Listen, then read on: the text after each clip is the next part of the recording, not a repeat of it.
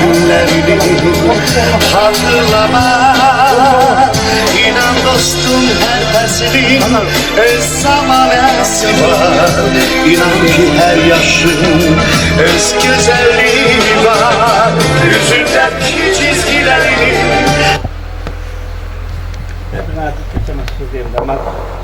Düzdür, mən söz deyirəm ama deyim də. Yəni mənim bu əziz dostlarımın, qardaşlarımın yanında söz deməyə məcburam. Onu yaşayın, sevmirəm.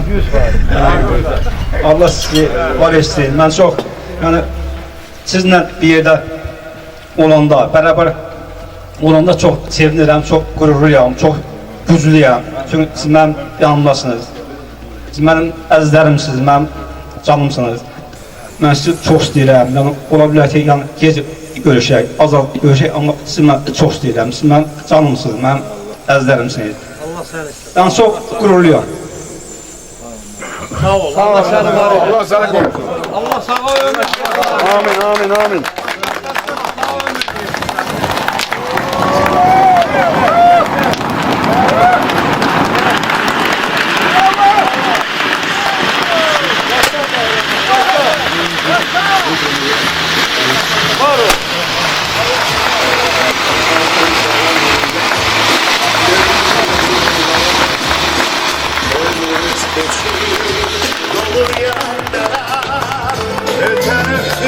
Geçen geçip bakma dostum geldi günlerini hatırlama.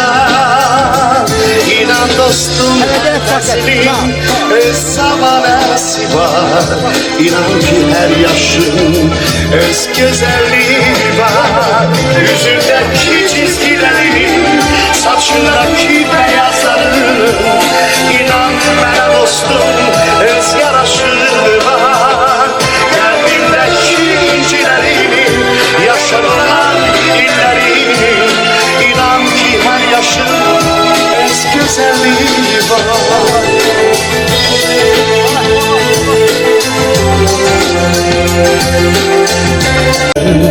Öz güzelliği var.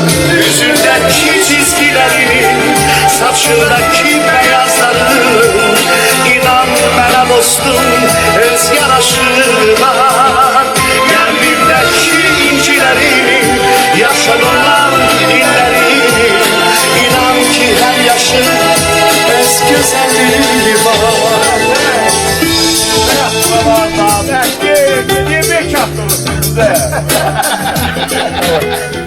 Belki gönül oynuyor.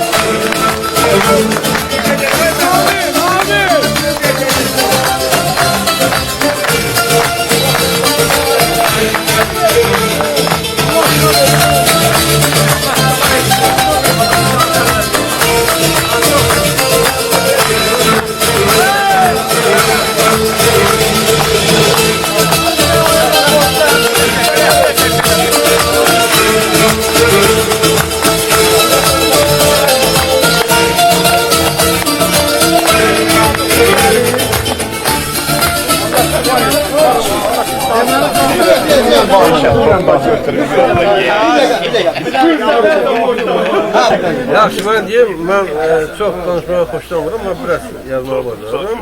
Məndən çox informasiya maaşlarım yoxdur, ibadə barəsində. Hər dəfədə yeni şeylərdən güzəlir, baxmaq ki, oksijen çox vaxt gecikdir. İndi təbii ki, belə şəraitdə hamı yubilərin şərəfinə yaxşılıqlar deyir, amma bu yerinə düşür. Şəhər demiş ki, gələ insanlara vaxtında, zamanında qiymət verəsən. Qardaşımız mən nə deyəm? O təkcə milli qəhrəman deyil, elə bilin ki, o milletin qəhrəmanı, xalq qəhrəmanı. Ben bu yaxınları bir sosyal şəbəkədə yazı paylaşmışdım. İbad Hüseynov sevilen milli qəhrəmanı, xalq qəhrəmanı.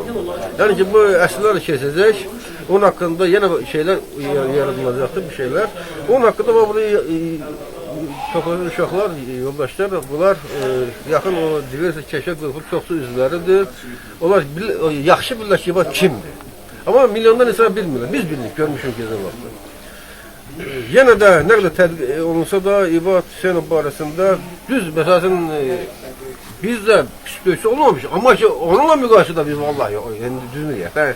Fərq böyükdür. Çünki önde gelen oydu. Önde giden oydu. Fenomenal bir dövüşçüydü. Ben çok şadam ki o sağdı. Biz sağlık ve bugün de biz buradayız ve ona layıkınca kıymet veriliyor. Yani, devlet tarafından, devlet tarafından şadam ki ben yan yana. O bir vergiydi ki ona verilmişti. Bilerek hoşbahtlıydı ki buradaymış. Bəli, onunla gedirdik, onunla bir yerdeydik. O Allah'a and olsun. Ben gözümü şahidim de neçə dəfələrlə getmişdi, dəfələrlə.